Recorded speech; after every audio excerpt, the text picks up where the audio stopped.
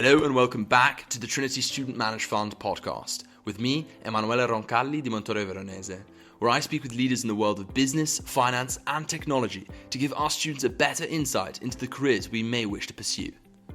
Today's episode is sponsored by Setanta Asset Management, a Dublin-based boutique investment manager specialising in equity and multi-asset strategies with a fundamental value approach since 1998. With a proven track record of strong performance and 13.2 billion euros in active assets under management, Setanta serves a diverse client base, including institutional insurance, pension funds, charities and family offices across Ireland, Germany, Canada and the United States, applying a long-term investment philosophy that clients value. Today, I speak with Anne Finucane, who is the first woman to have served as Vice Chair at Bank of America and Chair of Bank of America Europe, where she drove the company's groundbreaking $1 trillion environmental business initiative as part of a broad strategic portfolio. Recognized globally as a pioneer in climate finance, she now serves as Senior Advisor to TPG Rise Climate Fund and as a Chair of Rise Climate's carbon credit company, Rubicon Carbon. During her long career at Bank of America, she also led the company's strategic positioning, climate finance work, and global policy efforts. She established and co-chaired the company's Sustainable Finance Committee, deploying capital to help accelerate the transition to a low-carbon, sustainable economy. Anne also chaired the Bank of America's Charitable Foundation, which during her tenure deployed more than $4 billion in philanthropic giving. Earlier in her tenure at the bank, Anne oversaw marketing, communications, and data analytics, and she's widely credited with leading Bank of America's successful efforts to repair its reputation after the 2008 financial crisis. Anne serves as a board member or advisor to a number of leading organizations. She's a member of the President's Intelligence Advisory Board, appointed by President Biden in 2022, Bank of America's Global Advisory Council, the Global Leadership Council for the Rockefeller Foundation's Global Energy Alliance for People and the Planet, and the Council on Foreign Relations.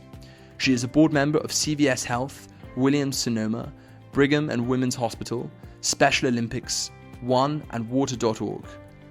Anne has consistently been highlighted in the world's most powerful women lists in Forbes, Fortune, and American Banker. In 2022, she received the Carnegie Hall Medal of Excellence, and in 2019, she received the Edward M. Kennedy Institute for Inspired Leadership Award and was inducted into the American Advertising Federation's Advertising Hall of Fame. I hope you enjoy this conversation with Anne Finucane. Here we go. So, Anne Finucane, welcome to the Trinity Student Managed Fund podcast. Thank you so much for taking the time to come on. Thank you for having me. So, Anne, I was fortunate enough to meet you at the Impact Ireland convention, and we're obviously an Irish university. So my first question to you is, could you tell our listeners about your link and your Irish roots? Sure. I am of 100% Irish heritage. My parents, grandparents were from Ireland. I do have one grandfather that came over at the turn of the 20th century. And because of that, I'm also was applied for and am an Irish citizen. So I have two passports. My father's side is from Cork, and my mother is from Kerry and Cork. Her family, their ancestors are from Kerry and Cork.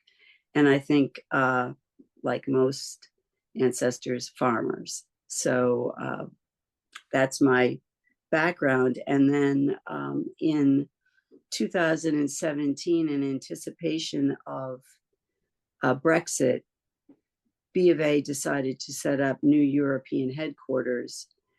We had a long heritage in Ireland. In fact, we just celebrated our 50-year anniversary a few years ago. So we have had some presence there for many years, either through Merrill Lynch or through B of A. So long history, both professionally and personally. And when was the first time you went to Ireland? Oh, wow. 30 years ago, maybe more. And do you have a favorite city? Is Cork your favorite city? Do you have a favorite city you love to go to in Ireland? Or Dublin is definitely my favorite city, probably followed by Kinsale.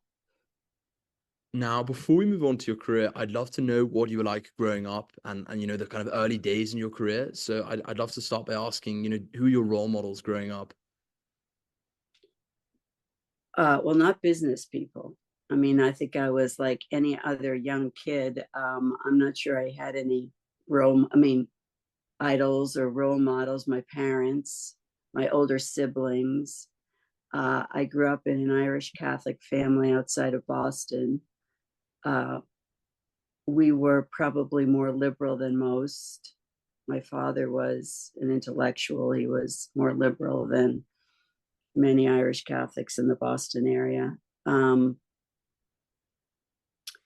I had a very ordinary childhood. I am the fourth of six children. So, you're getting through the day every day. And my role models were probably whoever was in the playground that day that was older, smarter, and more athletic. So one of six. What was it like at the dinner table growing up? Well, our dinner table was perhaps a little different. We had a nightly read. My father read to us Dickens, Yeats. He would read to us or recite poetry to us. And then we had a game called 20 Questions, and you could choose your category. It would be literature, history, politics, or sports. And then you were on. But if you came up with somebody that was unimportant or unimpressive, you missed the next round. So it was a competitive game. So that's maybe where some of the competitive fire came from. Oh, yeah. Well, And anybody that's in a big family is competitive. I think it's required. I'm one of five myself, so I'm always competing with my brother and my sisters. Right. But I'd love to ask you, you mentioned books there, and I know from my research, you're an avid reader. I'm wondering, are there any books you read early on which had an impact and that you'd recommend to people in university now to read? Well, no, because whatever I read years ago probably isn't so relevant right now. I mean, other than I believe in a very rounded view of reading and information. So I devoured a lot of American literature because I liked it. Shakespeare because I thought I needed to be familiar. European history, American history. I would not have focused on Asian history, which one should now, particularly China. I was very interested in Russian history, particularly in the late 19th, early 20th century. But those were my particular interests. I think it has more to do with opening yourself up to subject matters that you are not familiar with and enjoying the read and learning something. So it's not so much about a specific book as it is just creating an atmosphere of openness and then doing the reading. And today I still read a lot, and I don't read the same things. I read fiction, I read politics, I read the news, I read poetry. So, and I discovered that I'd love to know kind of your transition then into finance. And I discovered that you described your younger self as a bit of a hippie. So I'd really love to know, could you kind of talk about, I suppose, first off, what appealed to you? You know, what about finance and the world of business appealed to you, and how did you kind of make that transition in identity and yeah? Not purposefully. So I would not have expected to be doing what I have done in my career, or even to have had the career I had. So by way of background, because I grew up, I came of age in the late 60s and the early 70s, sort of say between 68 and 75 is when I became an adult in the mid 70s. So we were a very politically aware family, and the Vietnam War was raging.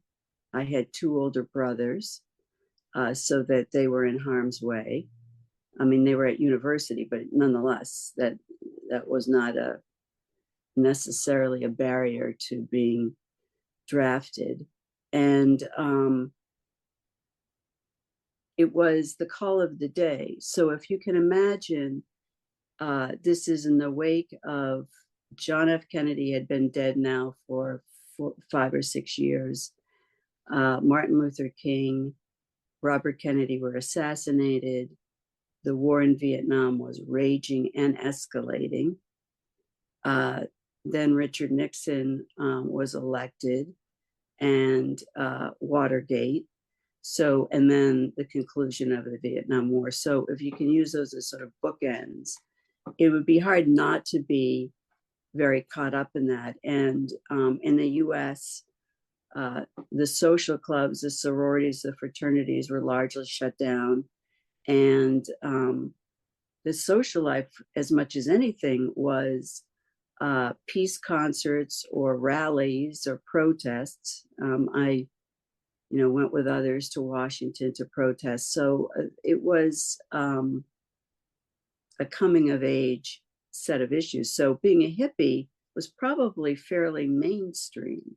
And I say that because my adult children have seen my student photos, and, I look like a hippie.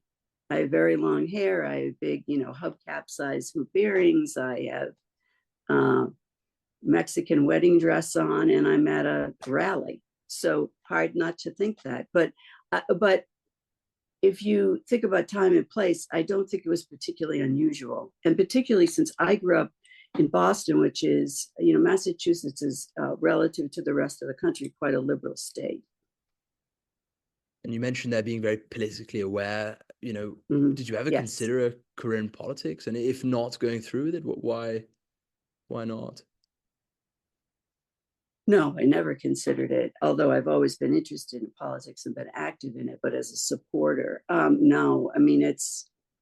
It's a very, to me, it should be honorable, but it's just brutal. Your every move is evaluated and denigrated. I can't imagine the personal armor somebody has to be a politician in the US. So no, I never considered it. There's always the opportunity now if you decide to. Never. Okay. Yeah, no, never. I'm also just perhaps because other young students will relate to this. I was also not a type A, and I was also not particularly ambitious. What I was is aware and competitive. And so even my route to business was unusual. I graduated with degrees in literature and art, and it was my intention to go to graduate school in literature or art. But I was taking a few years off to earn money. And in taking the few years off, my first job was with the Mayor's Office of Cultural Affairs in Boston, which was a petri dish for new ideas. This was Kevin White. He was seen as a progressive politician. He surrounded himself with young people, well-educated, well-informed, and it was encouraging and enlightening. So I would have said, I probably would have thought that I might take a career in politics, but as a policy person or media. I then went into broadcasting, but not as an on-air personality, as an executive. I was promoted early and often, probably largely because now we're getting into the late 70s and corporations, and in this case it was Westinghouse Broadcasting, were encouraged to bring women along, because there obviously was the beginning of sort of, or the back end of the movement, if you will, of women. And US corporations were paying attention. It isn't that I didn't think I was any good. I think I was probably pretty good, but I think I probably got an opportunity that a woman 5 years earlier would not have gotten. And in terms of mentors, one mentor which you've mentioned is Elizabeth Cook. I'm wondering, early on in your career, what are some of the advice she gave you and lessons she gave you, which I think resonate today? When I think about this, she wasn't a mentor in the sense of today's framework of a mentor. She was a role model. And why she was a role model is I was maybe 22, 23. I had now been in Boston politics in this Office of Cultural Affairs. I did public information, public relations, research, and she was the director and gave me some additional opportunities. And what I saw in her was a woman in her early 40s. At 22, I thought that was quite advanced. I never appreciated that she was divorced, 2 children, getting a master's degree at night in business. This had not occurred to me that this is how you would live your life, that you could, 40s, I probably thought people were retired in their 40s. So I had an unrealistic view, and my thinking was I was going back to graduate school and I would either teach or work in the arts. So I wasn't really thinking in these terms, but she was impressive. Her stamina, her curiosity, and her unwillingness to be categorized or to be held back, that impressed me.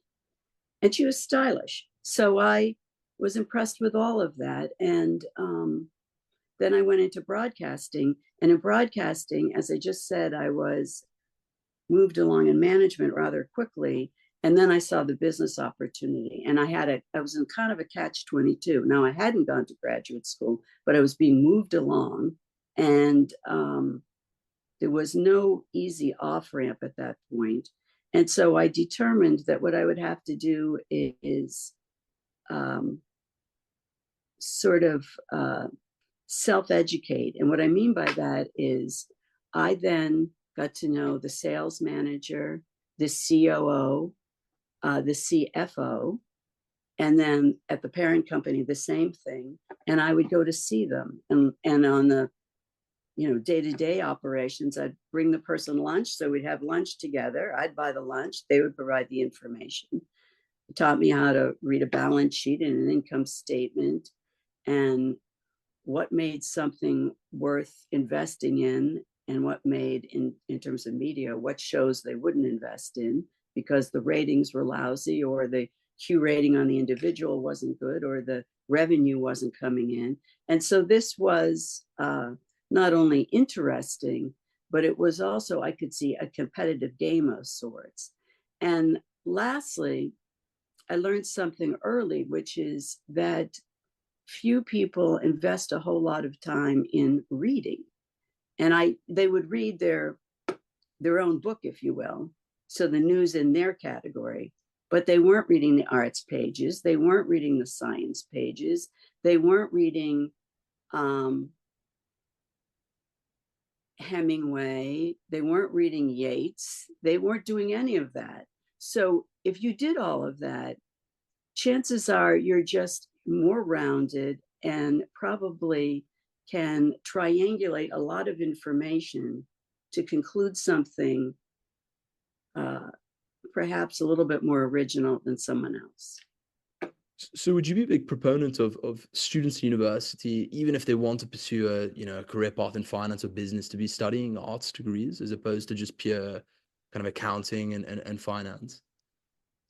Well, remember, it didn't occur to me. So I'm sort of justifying my own existence by telling you that. But I do think rather than say I wouldn't go to business school, I think I maybe would have, but I wouldn't have had interest at the age of 19 or 20 in business school. For me, it was the background of a liberal arts education that prepared me for what I am the best at, which is deductive thinking and strategy. So I am not an operations expert, and I didn't prepare for that. And anything that I did in my life didn't prepare me for that either, nor am I interested in it. So I think it's what you're drawn to. I would conclude something different, which is I think that you should pursue what you like, but be very good at that and leave yourself open to new opportunities. And don't close those doors because you think I didn't study that or I don't care about that. I wouldn't be feckless. I wouldn't be without opinion, but I would leave myself open to perhaps this would be interesting. Maybe I should try it. And if that door opens and it's interesting, pursue it. And you mentioned there how you were meeting with, the head of sales, the chief operating officer. I mean, you obviously left a very good first impression and lasting impression. What is your advice for that? People that want to make a good first impression, especially early on in their career, so that people are willing to invest time into them and teach them? Well, I have a very basic belief, which is be an energy giver. So this is quite basic, but it's kind of easy to break people up in terms of energy givers and energy takers. And you know the energy takers because you're in a conversation and within a minute you're thinking this person is exhausting me. So you know it's just not productive. So you need to be yourself an energy giver. And when you're an energy giver and you're going to see someone for advice, you cannot be sucking information out of them without giving them anything. So you arrive with some knowledge. I would make it my business to learn about the person, to try to learn what I could about the business before I went to see them. And I was no expert, but I was informed enough that my questions were reasonable. And moving on now to an area of your expertise, media and communication. I mean, you've been interviewed by major networks and especially, prominent journalists, which some of our listeners will be aware of, Andrew Ross Sorkin. I'd love to know, we're recording this over on a podcast. We've seen the rise of podcasts, especially over the past couple of years, but in particular this election cycle. I'm wondering, kind of from all your experience, what is your view on the rise of podcasts and social media, more broadly speaking, kind of more in a corporate context? I think it's a pivot the way TV was in the 1950s. I think it's huge. And I think that when people do the regression analysis on the American election that just happened, one of the things, not the only thing, but one of the things that will become apparent is Donald Trump's astute media savviness. And that is that he went to what is considered alternative media, and it's not so alternative. So it isn't just that he did different kinds of things like podcasts. It's that he went to alternative influencers, if you will. So Joe Rogan, rather than a anchor in a traditional broadcast, makes it, it's so I think podcasts, I think YouTube, I think influencer networks, so to speak, Instagram, TikTok, etc. These things all matter. Much as I'd like them not to, they do really matter. And one has to, in marketing a message, recognize all the what they call earned and unearned media, which is what you pay for and what you get through more of dealing with journalists. You have to be pretty open to mapping out on your chessboard how to advance that message. So I think that it's really important. And people, by the way, love podcasts. Well, everyone at the Trinity SMF Managed Fund, they're going to be loving this podcast when it's released. And I'd love to ask actually on that kind of a step further, like on social media, because I've seen recently that the COO of Blackstone, John Gray, he's been doing a lot of running videos every week as a way of sort of communicating to clients and sharing his thoughts of the day, I suppose. What are your thoughts on this for kind of corporate executives? Do you think this is a good thing? Do you think this is I'd just love to know your view, of course. Well, I think it's not one or the other. I think it's all of these. So for a corporate executive, first of all, they have to have a point of view. They have to have a following. They have to have evidence of what it is that they're trying to advance. So what I mean by that is we all build a case. Whatever it is that you're doing, you have to have perhaps a position, and your position is informed by your knowledge, but then you're putting out to your audience your proof points. And if you use politics as an example, they have a platform, and whatever their platform is, they choose their proof points to support their platform. Well, it's not that much different in business or anything for that matter. You are informed by what you know and read, and data. Data is critical.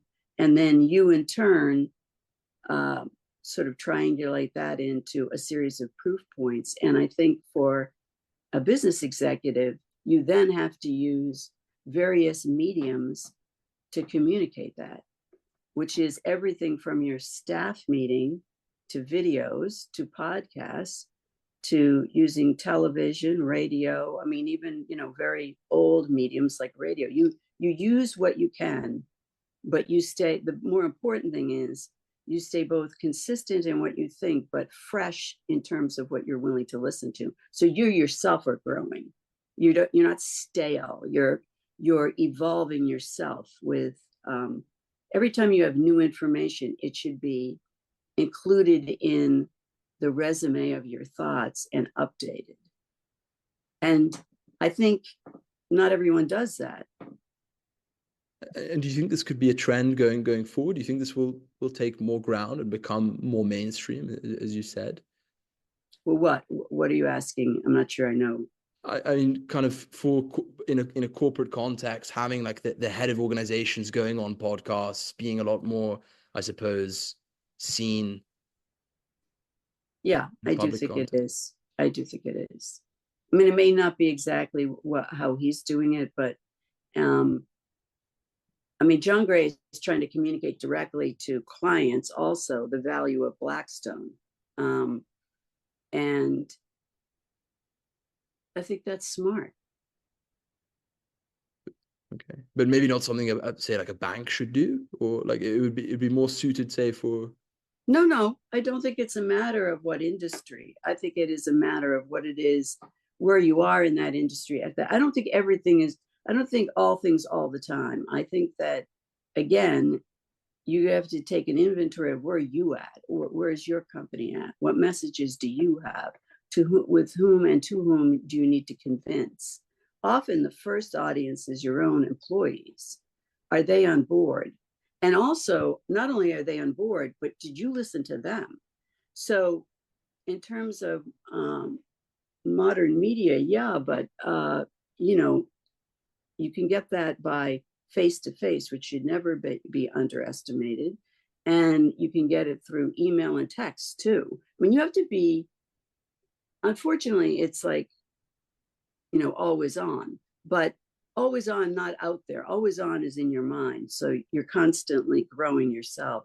I just don't think it's a matter of, well, I think we should all be doing that. I think it's a matter of evolving with the times and recognizing that there are new mediums and explore them. And if they work for you, do them. Okay. And I'd love to talk now about another topic I know you're very passionate about, and that's female leaders in executive roles and so forth. So I'd love to start by asking you, in a Forbes article, you mentioned several women who inspire you, Nancy Pelosi, Oprah Winfrey.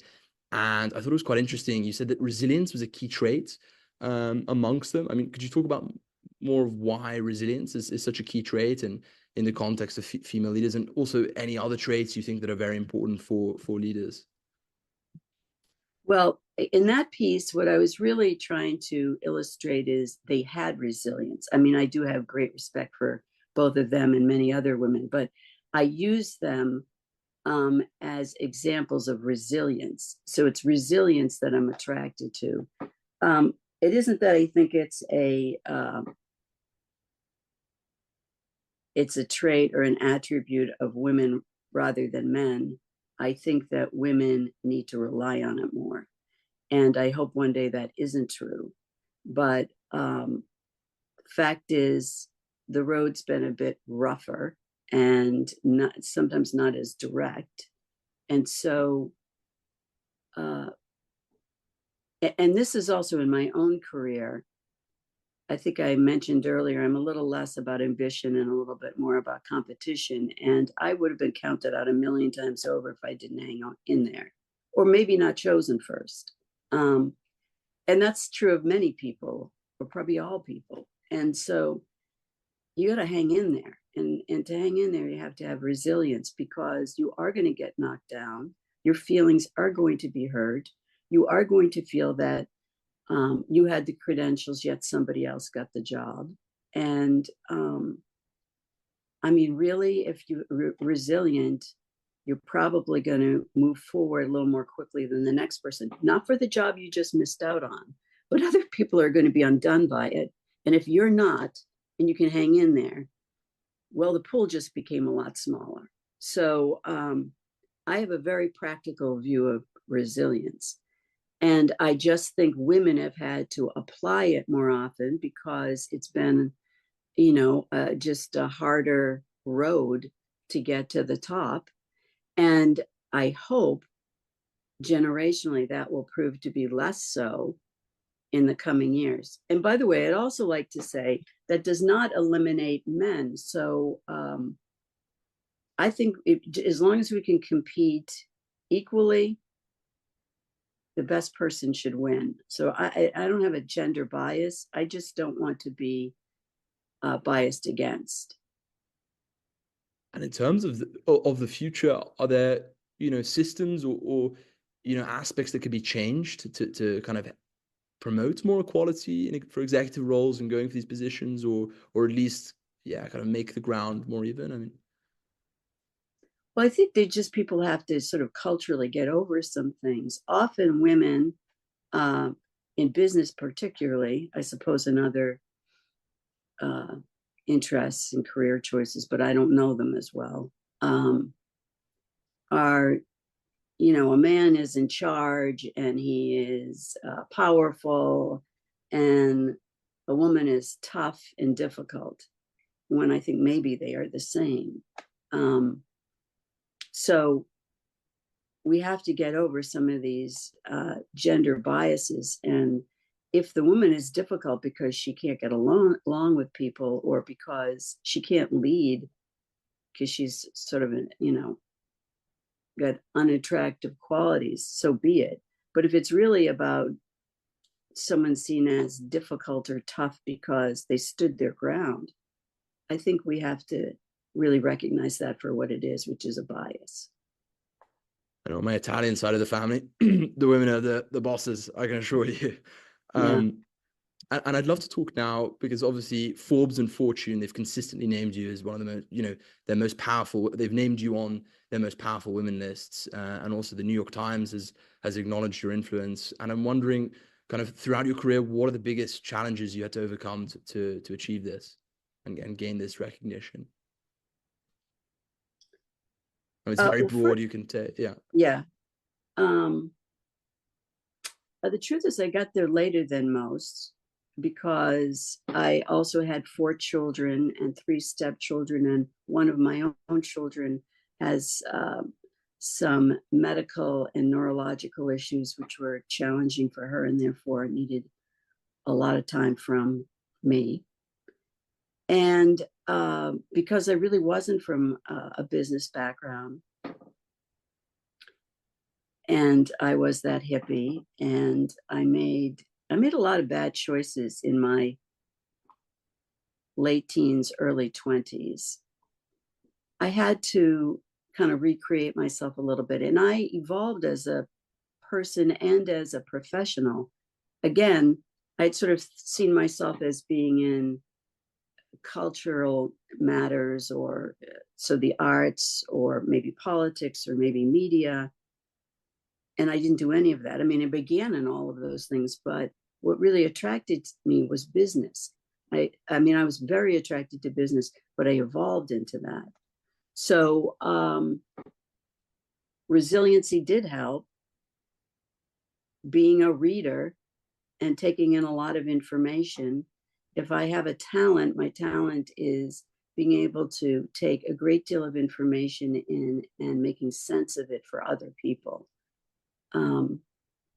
So bringing it down to its core and then expressing it in a way that people can get on board. So that's, I mean, I did those things, and ultimately I was on those lists, but it was the doing of the things, not the getting on the list. It's kind of luck of the draw who gets on those lists. I mean, frankly, I know a lot of women that I would see as being much more deserving than I, and much more deserving than other women I've seen on that list, but they're not on it. I mean, they're not on it because their industry isn't of interest, or because they're a part of the country or the world that is not as well known. So it's always nice to be recognized, but that can't be the reward, because a lot of times you're not recognized. And you mentioned there one key skill which you have is taking a lot of information and kind of deducting it down to its core. I mean, now we have information overload, so many different newspapers to read, so much information which is so accessible with the internet. How do you develop that skill? How do you really, take all this information and hone it down to its core? What would your advice be to work on that skill? Give yourself time to think, and make yourself vulnerable enough to meet with others and ask their opinion, and then listen to it. So let's go back to my early career, where I did ask a lot of questions and I took in information. But I do see that as a block for many people. They don't want to ask questions because they fear they may appear stupid or uninformed or ill-informed. So if that's how you feel, then find more generous quarters to ask those questions in, because they may be right, actually, in some cases. But you can always find a group, a few people, maybe a single person, to bounce off ideas. So the first thing is be a reader, a consumer of information. Start to map out some deductive thinking, but then try it out on people and be willing to listen to what they think. So it's the ability to listen, the ability to be wrong, and then to grow from that. I'd love to talk about now, your advocacy for the climate and also America, broadly speaking. I know a lot of people at Trinity, we still, myself included, we see America and we see it in such a positive light, the American dream. I'm wondering, what is your outlook for America now, especially over the next 4 years? And kind of, I'd love to talk about, climate afterwards. So I suppose kind of what are the biggest opportunities you see, and then on the flip side, risks for America in the kind of near to medium term? Well, I'm an American, I'm a capitalist. So if I wanted to live anywhere, it would be here. That is not to say, though, it's the only place I ever want to be. So I have traveled extensively in my career. And by the way, when I travel, I always, at the very least, try to get an hour away from everybody else, to pop into a museum, someplace, even just a sort of out of the way cafe or bistro, pub, something that I'm not with everybody else, and that I'm taking in either the day-to-day life of that community, or I'm taking in something special they have to offer, which is usually for me in the form of a museum. And I generally read up on where I'm going before I get there. Sometimes I read a novel about where I'm going. I like this sort of broad view of places. So now I've lost your question. What was your question? America. Okay, Kind well, of your view. I'd love to kind of know your world view, but specifically for America, the US. for the US. Yeah. Well, we just had a sea change again, I might add. I did not expect Donald Trump to be elected, but he was elected. And I think, let's just talk about the economics for a minute, because that's probably a good place to start. He is, he believes in the markets. He's a businessman. He is a Republican, so that would make him smaller government, predisposed to smaller government. And he will do all of that. But he's also a very unusual individual. And there are always concerns. And the concerns are, will he continue to support NATO when there was that sort of footfall during his first administration? I think he will. I mean, he had two sort of big messages, which is everyone has to pay their fair share in terms of underwriting the NATO obligations. And he probably rightfully called out that there were those countries that were riding on the coattails of the US in terms of financial commitments. But he also needed to see that we need our allies and the allies need us. And I think that evolved over time, and I'm hopeful that that will continue.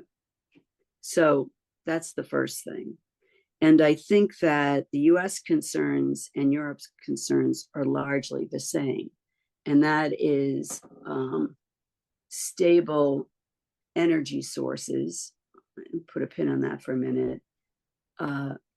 Good relationships with our allies, and a concern about the rise of China and its willingness to play on a level playing field. So we're aligned. And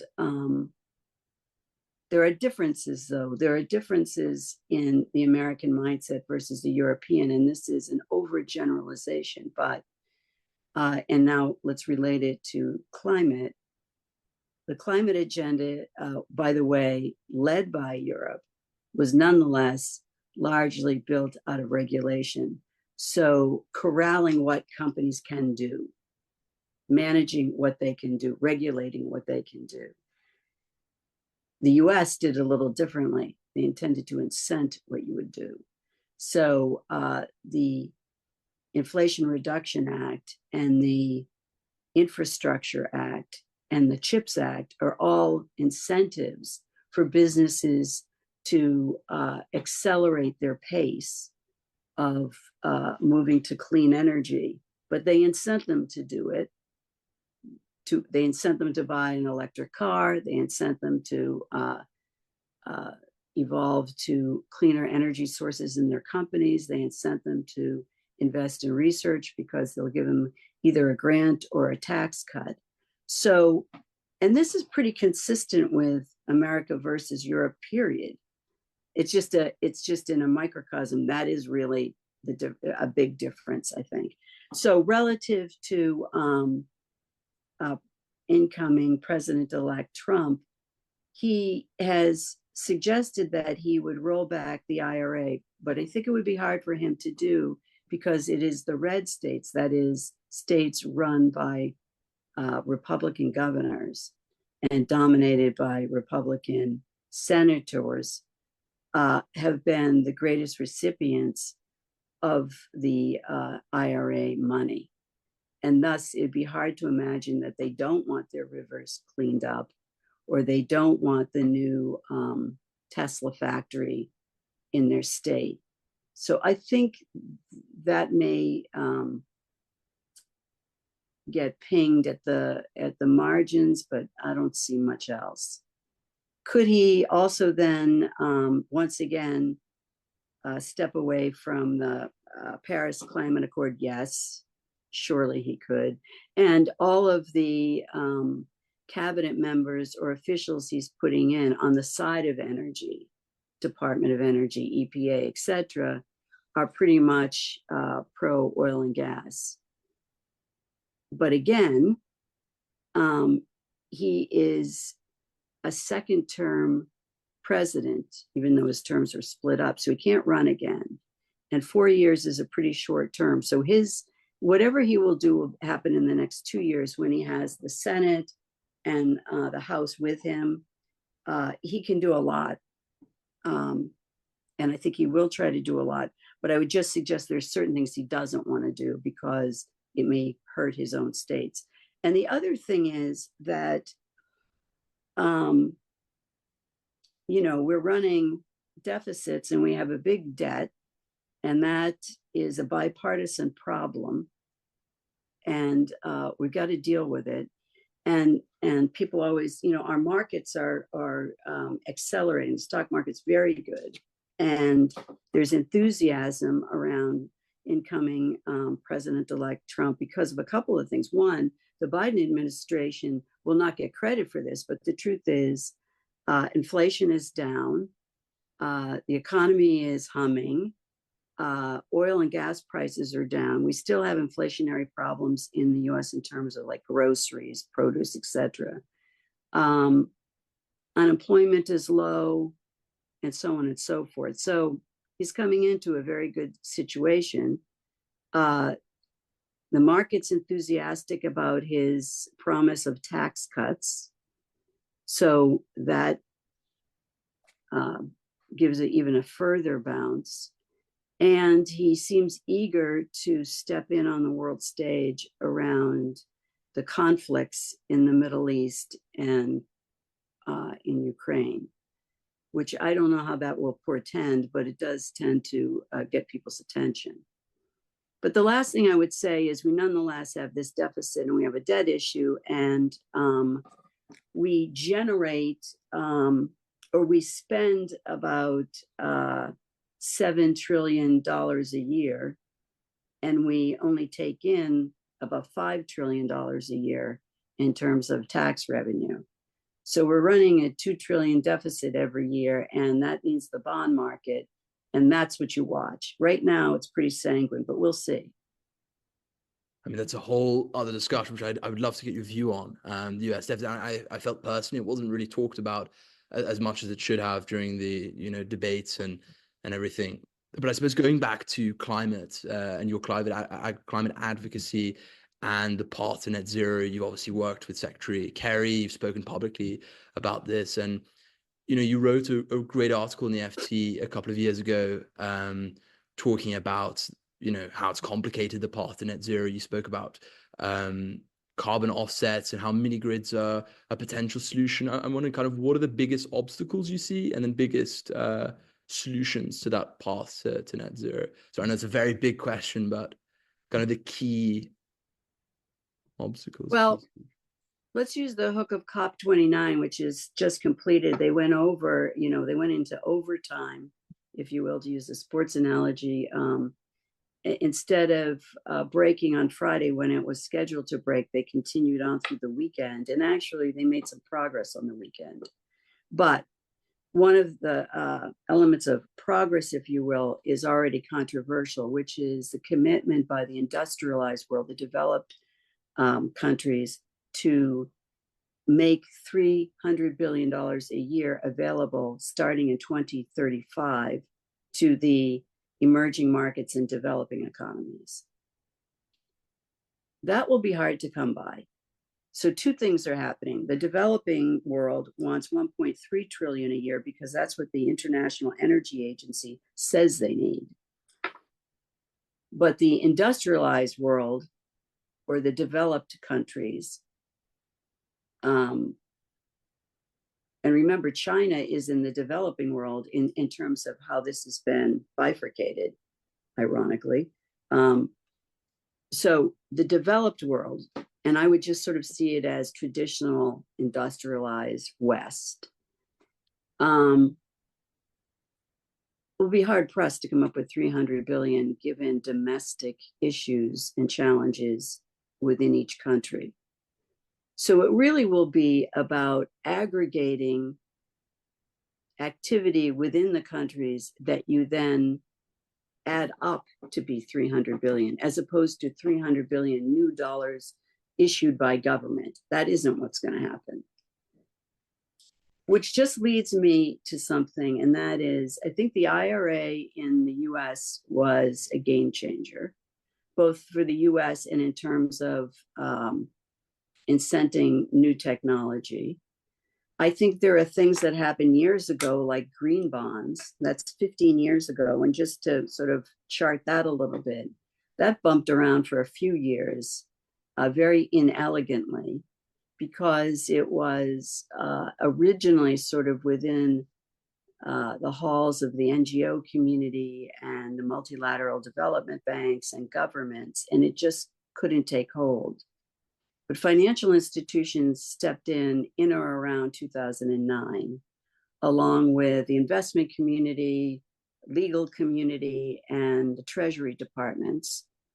And suddenly we had something, because the rules were rules you could follow. They were market rules. They're transparent because they're on the market, and they made sense. And so this nascent, barely could raise several $100 million is now a $1 trillion business every year. Likewise, impact investing, which, depending on what your politics are, particularly in the US, and I realize this is less so in Europe, you're either greenwashing or you're betraying the tenets of Milton Friedman, and therefore you shouldn't be doing it at all. But whatever pick your poison there, they've been pilloried. But it's unfortunate because it's actually contributed hundreds of billions of dollars of new investments. And the returns, according to a New York Times piece at the beginning of this year, indicated that they were on average netting out about a 20+% return, which is better than better than the market, that's for sure. So I would say we have to double down on new market mechanisms, green bonds being an old one, impact funds being a newer one, blended finance, which is putting together a capital stack, which is banks, multilateral development banks, investment companies, philanthropy, governments, etc., NGOs. We've seen that lately. So Nature Conservancy and some others have partnered with banks. Then they've gotten guarantees from multilateral development banks. This was something we tried again 15, 20 years ago, or 15 years ago, probably better, 10 years ago. We could do it, but it took forever to do, and the returns were lousy, or there were no returns.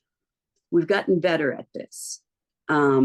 And the returns are low. Again, like green bonds, they're probably more like your municipal bond, which is maybe, depending on the economy, somewhere between 2 and 5%. But it's pretty reliable, and companies are willing to do it. So I do more of that. And I am a proponent of the voluntary carbon markets, which are always controversial. And that is, simply put, as companies determine their carbon footprint, that means they do an audit, they evaluate their carbon footprint and really their level of pollution in their own operations, in the kind of energy they buy, and then in their total value chain, meaning the relationship with the vendors and the relationship with the customers. One day all have to be net zero. That is regulated in Europe, and it is done voluntarily in the US, with the exception of California, which has a couple of industries by state law that basically have to follow a formula that's not so different than Europe. I would suggest no one is going to make it on time, whether you're regulated or you volunteer to do it, because we don't have the mechanisms to do it, for two reasons. The technology is not in place, the grids are not linked, and the money is not there. And therefore, we need to turn to the market to do that. Voluntary carbon markets do that. So you hit your number, it's less than what the cap should be, whether you're regulated or you volunteered to do it, and you pay for the delta. And that delta, the money put against the delta between what you achieved and what you need to achieve, helps to underwrite new technologies, the developing world, protect forests, build new carbon sinks, and move the world forward. And until we do that, I think we don't have the money, and I think we're stuck. Really interesting. So to conclude, I think capitalism is really critical here. And I think the NGO community should be should be the color commentators, if you will. But now it has to move to the markets. And we have lots of evidence this works. In World War II in the US, it was only when the automotive factories were made into munition factories did we really be able to put a shoulder against the wheel for the Allies and help win the war. During the COVID pandemic, it was only when the pharmaceutical companies were incented to accelerate their vaccinations, and then we were able to make them available to billions of people around the world, did we really tame that problem.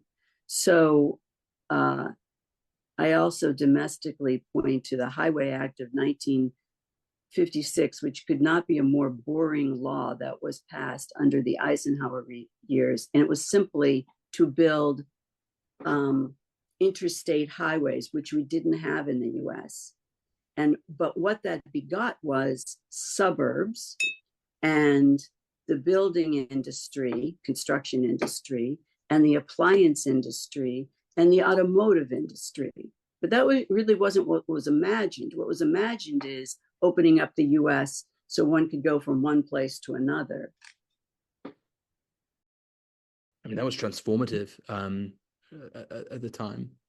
Yeah, but not at the time. At the time, it was seen as, no one knew how transformative it would be. I mean, people imagined it, but no one imagined the automotive industry or the appliance industry. These things were sort of byproducts of it, as opposed to, core to the idea. Now, I'd love to move on to another topic, which I think our listeners are really interested in. 2008, I suppose, also because we were very young when it happened. But you, of course, had a fantastic seat to view it, everything that took place during the GFC, and you obviously had a pivotal role in restoring trust and the reputation of the bank. I'm wondering, could you bring us back to what 2008 was like in your eyes, in your seat, and kind of the challenge of restoring the reputation? Well, that's a long question. That's a long answer, and you don't have the time for it. But in sort of the Berlitz on that would be as follows. It was overwhelming. Nothing was working. It wasn't one thing wasn't working. Nothing was working. I mean, the US, Europe, and eventually this sort of spread globally was at risk. I think we owe a debt of gratitude to Hank Paulson for coming up with some ideas, and also to Barney Frank and Chris Dodd, who were the heads of, respectively, the House of Representatives banking chair, financial services chair, that's Barney Frank, and Chris Dodd was the head of the chair of the banking committee in the US in the Senate. Dodd-Frank were good laws. They were very hard-hitting laws and hard to digest and accommodate, but they were good. And Hank Paulson was able to create essentially funding all the banks, so the banks could in response fund their clients and their customers. But then crawling out of that hole was really something. B of A had an unusual situation in that in and of itself, it may have had some problems, but they were not that deep. But it bought Countrywide, which was the largest mortgage lender in the country, and was, as it turned out, in terrible shape. And then it acquired Merrill Lynch over the course of a weekend. I would call it maybe a forced wedding. And I think that it didn't have really the balance sheet to take it in, but we had to take it in anyway, as JP did with I mean, this was not unique to us. Anyone that had broad enough shoulders was doing this in terms of capital markets. But over time, Merrill Lynch was, expanded the horizons of B of A to be what it is today, which is not only a healthy, but enormously healthy company and, one of the top banks in the world. So my advice to anybody, if they ever should find themselves in such a situation, is sort of the advice I gave you early on, which is you have to arrive as an energy giver and not as an energy taker. Everybody can tell you what's wrong. If you're good in crisis, this is your moment, which means keep your, a level head. I still think you need to read everything because you have to take in a 360-degree look at what is going on, and then you have to choose what you can do about it. And in our case, we need to disassemble the organization and reassemble it to get it right. We had a new leader. Ken Lewis stepped down. Brian Moynihan came in. He was willing to look at everything. We had to first bring our employees on board, which is a social contract with that they would be treated well. And by the way, we were having to let people go at the same time. So it was a very chaotic moment. And we had to deal with customers that were not pleased and rebuild their trust. But we were honest. We figured out what mattered most and we focused on that. Well, we jettisoned some of our businesses that we would have loved to have kept, but they were a luxury we couldn't keep. So investments in banking in Brazil or a private banking business that we had in Europe. I mean, these were things that we had to sell in order to make sure our balance sheet was where it needed to be and to focus on what we were best at. But it was hard work, 24/7, 7 days a week for about 3 or 4 years. And the reward came after. So people talk about turning the company around, and we did turn the company around. But there were a couple of years there that it was, a hard go. So this is fascinating. I think we could go on for a few more hours just talking about this. And, we've not got to impact investing or the deficit, but I suppose just to wrap up, because I'm looking at the time, we're going slightly over. So kind of advice for students now at university, advice for young women as well, going into the career of finance. I'm going to send this on to my younger sisters after when it's published. What would your advice be to the students at Trinity and the people in the Trinity Student Managed Fund? Well, I would focus on being rounded enough that the courses you choose, whatever your passion is, that's where you should focus, of course. But when you have a chance to do something in the elective space, do it, because it will broaden your horizons and you'll meet different people. So I think that's important. And then maintain being a lifelong learner the rest of your life, regardless of your formal education. I really believe in that. And by the way, it's super enjoyable to do that. It's not a chore, it's a privilege. And then for women, I would simply say, be resilient. And by the way, I would say this I have 3 sons. I say this to them too, which is hang in there and don't feel badly for yourself when something doesn't go right. Try to figure out why it didn't go right. And you learn something, even if it was unfair. But sometimes it's not unfair. Sometimes you had a footfall you didn't know, or you didn't you didn't know something perhaps was important to know, and you didn't realize it was important to know. So know it the next time. We learn from our mistakes. We rarely learn from our successes. So I've had plenty of mistakes in my life, plenty, but I did learn from them, and I'm still learning from them.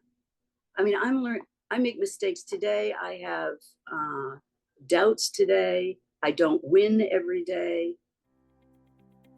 That's life. I'm still breathing, so I have tomorrow. Anne Finucane, thank you so much for the time. And I'm sure our listeners will really, really appreciate your insights. Thank you so much for coming on the podcast. Thanks to you, Emanuele. Thank you very, very, very much. You have been listening to the Trinity SMF podcast. You can find more of this podcast on our website, www.trinitysmf.com, and follow us on our social media to find out more about the podcast releases, upcoming events, and much more. Thank you again for listening, and stay tuned.